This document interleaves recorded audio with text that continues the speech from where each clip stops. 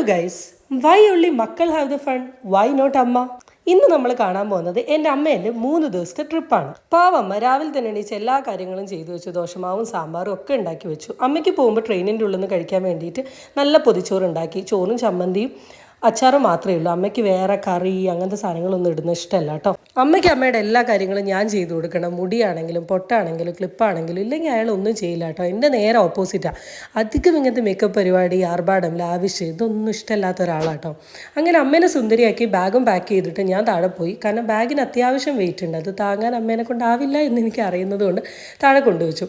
അമ്മ പോയാൽ വലിയ രസമൊന്നുമില്ല എന്ന് കരുതി അമ്മേനെ നമുക്ക് വീട്ടിലിരുത്താൻ പറ്റുമോ? അമ്മയും പോട്ടെ, അമ്മയുടെ ഫാമിലിക്കാരുടെ കൂടെ എൻജോയ് ചെയ്യട്ടെ. മണിയേട്ടാ, എന്താ പറയാനുള്ളത്? എങ്ങോട്ടാ പോകുന്നത് എല്ലാരും? ഞങ്ങൾ പോണ പുട്ടപർത്തിയിലേക്ക്. എന്താ നമ്മളെ ഒന്നും വിളിക്കാതെ? ടേക്ക് കെയർ ഓഫ് മൈ അമ്മ. ഓക്കെ.